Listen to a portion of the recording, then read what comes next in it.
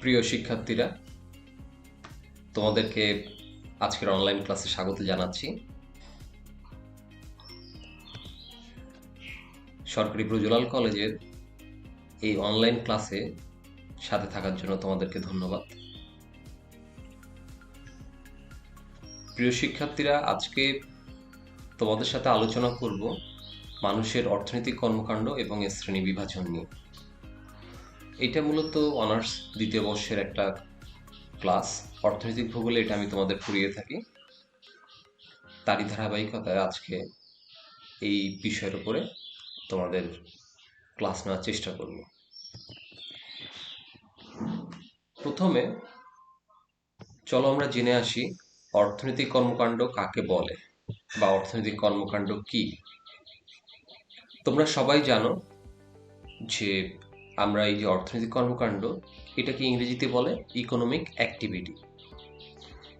তো মানুষ বেঁচে থাকার তাগিদে বা জীবিকা নির্বাহের তাগিদে প্রতিদিন বিভিন্ন প্রকার কর্মকাণ্ডের সাথে নিয়োজিত থাকে। সেটা কোনোভাবে হতে পারে সরাসরি, সেটা সরাসরি নাও হতে পারে। এই যে সরাসরি বা সরাসরি না, একে আমরা বলছি প্রত্যক্ষ বা পরোক্ষ। তো মানুষ এই যে জীবিকা নির্বাহের জন্য প্রত্যক্ষ বা পরোক্ষভাবে যে সকল কাজের সাথে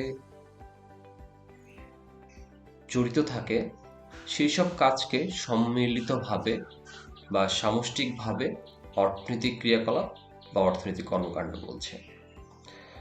তো এখানে আমরা যদি অথেন্টিক ডেফিনিশনের একটা সংজ্ঞা দেখি, সেখানে দেখব ফ্রি ডিকশনারি, এটা হচ্ছে একটা অনলাইন বেসড ডিকশনারি, যেটা বিভিন্ন প্রকার টপিকের সংজ্ঞা নির্ধারণ করে থাকে বা সংজ্ঞা দিয়ে থাকে। তাদের মতে তারা বলছে the production and distribution of goods and services at all levels is called economic activities. So তারা বলছে যে উৎপাদন এবং তার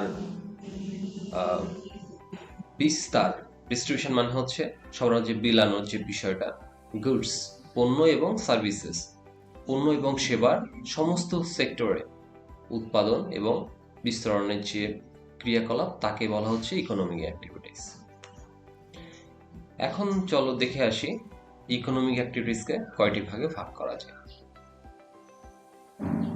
অর্থনৈতিক কর্মকাণ্ডকে আমরা মূলত তিনটা ভাগে ভাগ করি: প্রথম পর্যায়ের অর্থনৈতিক কর্মকাণ্ড, দ্বিতীয় পর্যায়ের অর্থনৈতিক কর্মকাণ্ড এবং তৃতীয় পর্যায়ের অর্থনৈতিক কর্মকাণ্ড। তোমাদের হয়তো মনে কোশ্চেন থাকতে পারে যে এর বাইরেও তো বিভিন্ন প্রকার অর্থনৈতিক কর্মকাণ্ড আছে, তো ওই বিষয়টা আমরা ক্লাসের শেষে আলোচনা করব। তো এখন দেখি প্রথম পর্যায়ের অর্থনৈতিক কর্মকাণ্ড কাকে বলে।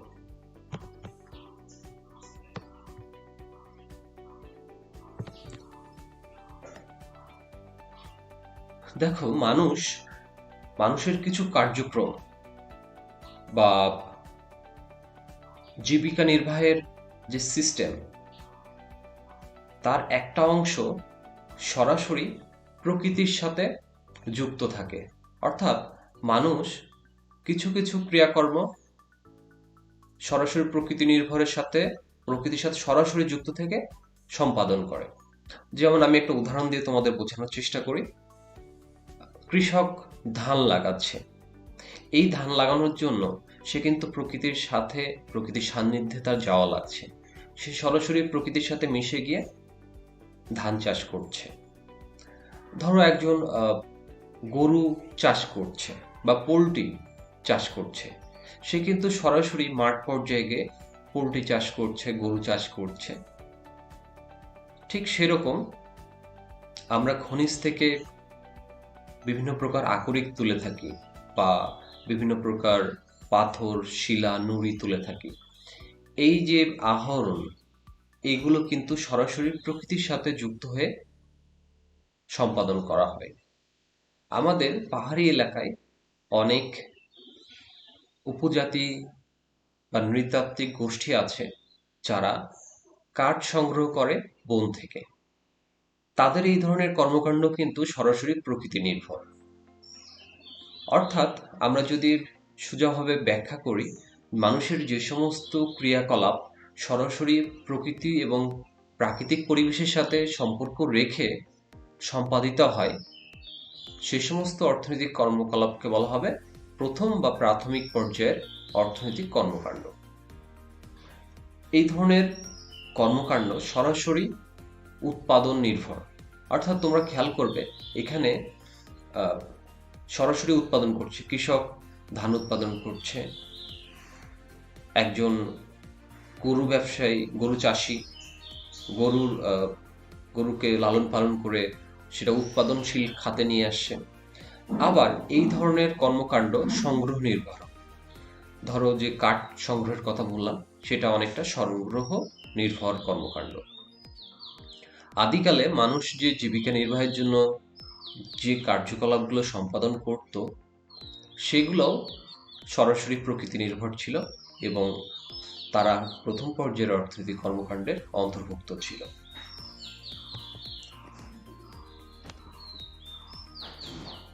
আচ্ছা, এই প্রথম পর্যায়ের অর্থনৈতিক কর্মকাণ্ডের একটা প্রধান বৈশিষ্ট্য হচ্ছে এখানে মুনাফা ভিত্তিক, অধিক মুনাফা ভিত্তিক বা ব্যবসা নির্ভরের জন্য এই ধরনের কর্মকাণ্ড পরিচালনা করা হয় না। শুধুমাত্র অস্তিত্বের খাতিরে জীবিকা নির্বাহের জন্য এই ধরনের কর্মকাণ্ডগুলো পরিচালিত হয়ে থাকে।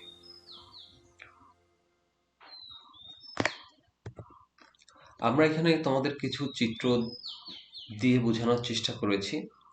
তোমরা এই চিত্রে দেখতে পাচ্ছ একজন চাষি ধান চাষ করেছে। সো এটা আমরা সরাসরি বলতে পারছি এটা প্রথম পর্যায়ের অর্থনৈতিক কর্মকাণ্ড। এর পরের চিত্রে তো দেখতে পাচ্ছ একজন মৌয়াল মধু সংগ্রহ করছে। তার এই যে সরাসরি মাঠ থেকে মধু সংগ্রহের চিত্র, এটাও প্রথম পর্যায়ের অর্থনৈতিক কর্মকাণ্ড। একজন মৎস্যজীবী, সে মাছ ধরেছে, সে সেটা শখ করে ধরতে পারে, আবার প্রফেশনালি ধরতে পারে, সেটাকে বলা হচ্ছে প্রথম পর্যায়ের অর্থনৈতিক কর্মকাণ্ড। এখানে উপজাতিদের নৃগোষ্ঠী বা উপজাতীয় মেয়েদের কাঠ সংগ্রহের চিত্র দেখতে পাচ্ছ। এটা এক প্রকার প্রথম পর্যায়ের অর্থনৈতিক কর্মকাণ্ডের প্রকৃষ্ট উদাহরণ। এখানে গবাদি পশু পালনের চিত্র দেখা যাচ্ছে। তো এই সবগুলাই ছিল প্রথম পর্যায়ের অর্থনৈতিক কর্মকাণ্ড বৈশিষ্ট্য এবং উদাহরণ। চলো এবার আমরা জেনে আসি দ্বিতীয় পর্যায়ের অর্থনৈতিক কর্মকাণ্ড কাকে বলছে বা এগুলো বৈশিষ্ট্যগুলো কি কি। প্রাথমিক পর্যায়ের অর্থনৈতিক কর্মকাণ্ড থেকে যে সমস্ত পণ্য উৎপাদিত হচ্ছে, সেইগুলার আকার বা আকৃতি পরিবর্তনের মাধ্যমে সম্পদের মূল্য, মানের, উপযোগিতা ও কার্যকারিতা বৃদ্ধি করার যে কার্যকলাপ, তাকে বলা হচ্ছে দ্বিতীয় পর্যায়ের অর্থনৈতিক কর্মকাণ্ড। আমি একটু তোমাদেরকে বিষয়টা উদাহরণের মাধ্যমে বোঝানোর চেষ্টা করি। ধরো একজন কৃষক মাঠে ফসল ফলাচ্ছে, তাহলে সেটা কোন ধরনের কর্মকাণ্ড? হ্যাঁ, অবশ্যই সেটা প্রথম পর্যায়ের অর্থনৈতিক কর্মকাণ্ড। এখন ওই কৃষকের ধান নিয়ে একজন মিলার সেই ধানটাকে প্রসেস করে চালে রূপান্তরিত করছে। তাহলে কি হচ্ছে? ধানের কেজি ধরো যদি ছিল 20 টাকা, একজন মিলার সেই ধানটাকে প্রসেস করে বা প্রক্রিয়াজাতকরণ করে তার উপযোগিতা বৃদ্ধি করছে। ফলে সেটা হয়ে যাচ্ছে পরবর্তীতে অনেক দামি। 20 টাকার ধান প্রসেস করার পরে তার দাম হয়ে যাচ্ছে হয়তো 50 টাকা। এই যে উপযোগিতা বৃদ্ধি পেল, এই উপযোগিতা বৃদ্ধির ফলে যে ধরনের অর্থনৈতিক কর্মকাণ্ড সাধিত হচ্ছে, তাকে আমরা বলছি দ্বিতীয় পর্যায়ের অর্থনৈতিক কর্মকাণ্ড। আমি তোমাদেরকে আরেকটা উদাহরণের মাধ্যমে বোঝানোর চেষ্টা করছি। তোমাদের নিচে কয়েকটা উদাহরণ দেওয়া আছে, আমি এর বাইরেও আরো দু একটা উদাহরণের কথা বলছি। একজন রেশম চাষি রেশম গুটি থেকে সুতা উৎপাদন করে। এই যে রেশম গুটি থেকে সুতা উৎপাদনের প্রক্রিয়া, সেটা কি ধরনের কর্মকাণ্ড? হ্যাঁ, সেটা অবশ্যই প্রাথমিক পর্যায়ের অর্থনৈতিক কর্মকাণ্ডের উদাহরণ। এখন প্রথম পর্যায়ে উৎপাদিত রেশম সুতাকে যখন একজন বস্ত্র বা বুনন শিল্পী বা কারখানায় এটাকে শাড়ি বা অন্যান্য বস্ত্র তৈরির কাজে ব্যবহার করা হচ্ছে, তখন তার কিন্তু উপযোগিতা বৃদ্ধি পাচ্ছে। এই সুতা পরবর্তীতে কিন্তু কাপড় তৈরিতে ব্যবহৃত হচ্ছে। ফলে কি হচ্ছে? সুতার উপযোগিতা অনেক গুণ বেড়ে যাচ্ছে বা কার্যকারিতা অনেক গুণ বেড়ে যাচ্ছে এবং সম্পদের মূল্যও কি হচ্ছে? বেড়ে যাচ্ছে। একে বলা হচ্ছে দ্বিতীয় পর্যায়ের অর্থনৈতিক কর্মকাণ্ড। দ্বিতীয় পর্যায়ের অর্থনৈতিক কর্মকাণ্ডকে সামষ্টিকভাবে ব্লু কলার ওয়ার্কার হিসাবে বিবেচনা করা হয়। এখানে দ্বিতীয় পর্যায়ের অর্থনৈতিক কর্মকাণ্ডের কিছু বৈশিষ্ট্য তোমাদের সামনে তুলে ধরেছি। বলা হচ্ছে এই কাজের মাধ্যমে মানুষ স্থায়ী সম্পদ সৃষ্টি করে। ধরো সুতা ছিল, সুতা থেকে যখন কাপড় তৈরি হলো, সেটা একটা স্থায়ী সম্পদে পরিণত হলো। এরপরে বলা হচ্ছে এই ধরনের কর্মকাণ্ড দক্ষ শ্রমিক ও প্রযুক্তির উপরে নির্ভরশীল। দেখো, যখন সুতা থেকে কাপড় তৈরি করা হচ্ছে, সেটার জন্য কিন্তু দক্ষ শ্রমিকও দরকার, আবার ক্ষেত্র বিশেষে প্রযুক্তিও দরকার। পরে বলা হচ্ছে এই ধরনের কর্মকাণ্ড প্রধানত নগর ভিত্তিক। নগর ভিত্তিক বলতে বোঝাচ্ছি যে প্রক্রিয়াজাতকরণের যে কাজগুলো, সেটা সাধারণত দেখা যায় নগর ভিত্তিক হয়ে থাকে। যেমন তোমরা যদি বড় বড় চালের মিলগুলো লক্ষ্য করো, বড় বড় বস্ত্র শিল্পের কারখানাগুলো লক্ষ্য করো, সবগুলোই কিন্তু নগর কেন্দ্রিক হয়ে থাকে। এরপরে বলছে দ্বিতীয় পর্যায়ের কর্মকাণ্ড নবায়নে সহায়তা করে, অর্থাৎ এটা এক্সপান্ড করে অনেক কিছু। শিল্প কারখানা স্থাপনের ফলে অধিক লোকের কর্মসংস্থান হয়। অর্থাৎ প্রথম পর্যায়ের কর্মকাণ্ডের ফলে মানুষের কর্মসংস্থান হয়েছিল, দ্বিতীয় পর্যায়ে এসেও মানুষের কর্মসংস্থান বৃদ্ধি পায়, কারণ এর ফলে অনেক শিল্প কারখানা স্থাপিত হয় এবং মানুষের কর্মসংস্থানও বৃদ্ধি পায়। খেয়াল করলে দেখা যায় অনুন্নত দেশের উন্নয়ন নির্ভর করে এ ধরনের কর্মকাণ্ডের উপরে। অর্থাৎ বিভিন্ন দেশ যারা উন্নয়নশীল ছিল বা অনুন্নত ছিল, পরবর্তীতে তারা ডেভেলপ করেছে, তাদের উন্নয়নের পিছনে প্রধান ভূমিকা রেখেছে এই দ্বিতীয় পর্যায়ের অর্থনৈতিক কর্মকাণ্ড। এমনকি তোমরা যদি বাংলাদেশের অর্থনৈতিক কর্মকাণ্ডের দিকেও নজর দাও, তাহলে খেয়াল করবা এটাও এই দ্বিতীয় পর্যায়ের অর্থনৈতিক কর্মকাণ্ডের ফলেই মূলত উন্নয়ন সাধিত হয়েছে। বস্তুর আকারগত পরিবর্তন সাধন করে, অর্থাৎ একটা বস্তু একটা শেপ ছিল, সেটার আর এক রকম শেপ তৈরি করে দিচ্ছে। বস্তুর মূল্য চাহিদা বৃদ্ধি করা, অর্থাৎ একটা পণ্যের প্রাথমিক পর্যায়ে যে দাম ছিল, সেটা দ্বিতীয় পর্যায়ে এসে তার দাম অনেক গুণ বেড়ে যাচ্ছে, অর্থাৎ তার মূল্য চাহিদা বৃদ্ধি পাচ্ছে। বস্তুর বহুমুখীকরণ ব্যবহার সৃষ্টি করে, অর্থাৎ একটা পণ্য প্রাথমিক পর্যায়ে হয়তো একটা পারপোজ ইউজ হতো, দ্বিতীয় পর্যায়ে এসে সেটা অনেক কাজে ব্যবহৃত হচ্ছে। কিরকম? রেশম সুতা আমরা যখন উৎপাদন করছি, অথবা আমরা যখন পাট থেকে আঁশ ছাড়াচ্ছি, এই পাট কখনো পাটের বস্তা তৈরিতে ইউজ হচ্ছে, কখনো কাপড় তৈরিতে ইউজ হচ্ছে, কখনো অন্য অন্য বস্ত্র সামগ্রী তৈরিতে ইউজ হচ্ছে। ফলে বহুমুখীকরণ যে ব্যবহার সেটার সৃষ্টি হচ্ছে। আর উপযোগিতা বৃদ্ধি করা, সেটা তো তোমাদের আগেই বললাম। এখানে দ্বিতীয় পর্যায়ের অর্থনৈতিক কর্মকাণ্ডের কয়েকটা চিত্র দেখানো হয়েছে। এখানে একটা কারখানার চিত্র দেখা যাচ্ছে, এখানে একটা গাড়ি কারখানার চিত্র, যেটা দ্বিতীয় পর্যায়ের অর্থনৈতিক কর্মকাণ্ডের মধ্যে অন্তর্গত। এখানে দেখা যাচ্ছে একজন কাঠমিস্ত্রি কাঠকে প্রসেস করছে, করে তার উপযোগিতা বৃদ্ধি করছে। এখানে একটা পাটকলের চিত্র দেখা যাচ্ছে, পাটের আঁশ থেকে সুতা তৈরি করছে। এই সবই ছিল তৃতীয় পর্যায়ের অর্থনৈতিক কর্মকাণ্ড। এখন আসো তৃতীয় পর্যায়ের অর্থনৈতিক কর্মকাণ্ড।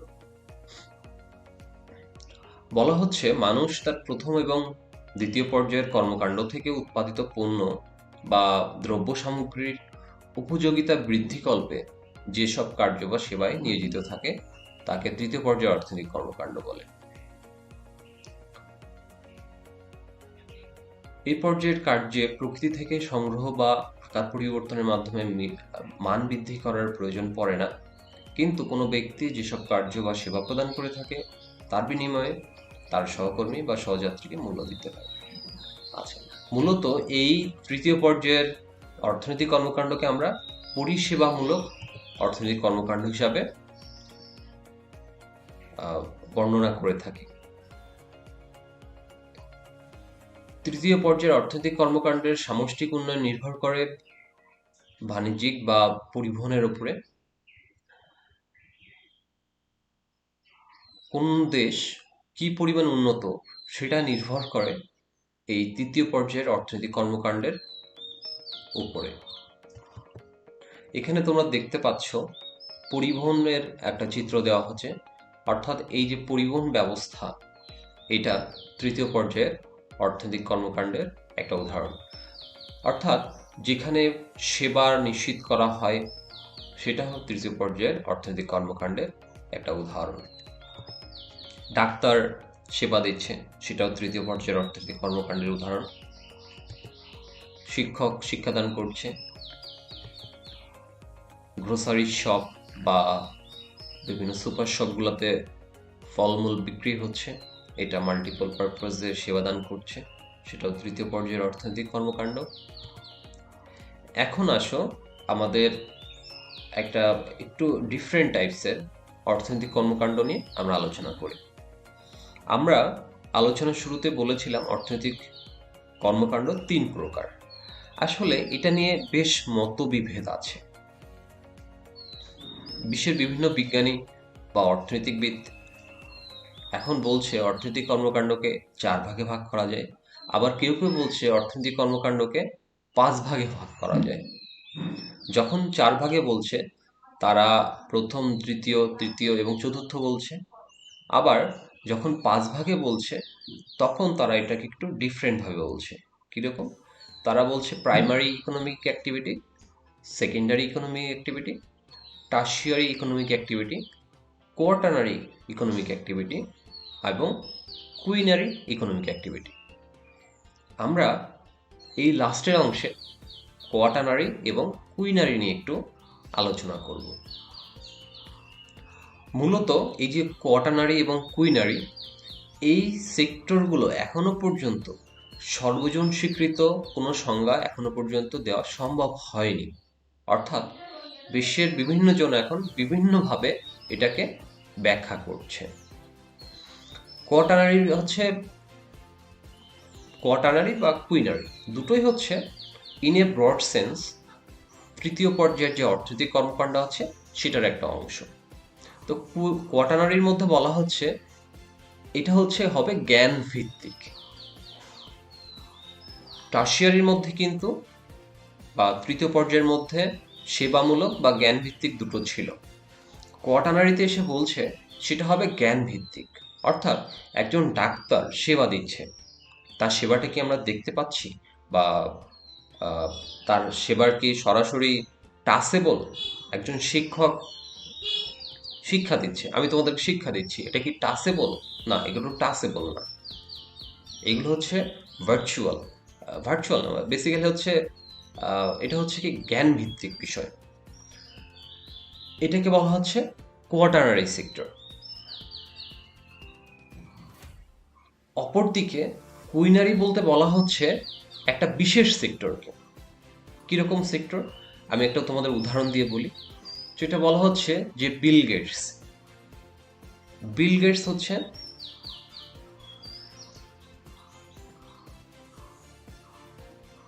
সরি আমি একটু অন্যভাবে তোমাকে বলি। মার্ক জাকারবার্গ, তোমরা সবাই এটা যেহেতু জানো সেভাবে আমি এটাকে ব্যাখ্যা করি। মার্ক জাকারবার্গ হচ্ছে ফেসবুকের প্রতিষ্ঠাতা। তো এই মার্ক জাকারবার্গ একজন ব্যক্তি, সে গোটা ফেসবুকের কর্ণধার হিসাবে মাথায় বসে আছে।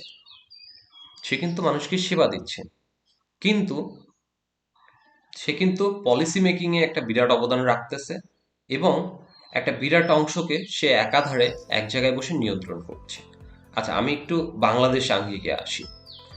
বাংলাদেশ আঙ্গিকে আসার আগে আমি আরেকটা উদাহরণ দিয়ে আসি। যেমন কোকোকোলার।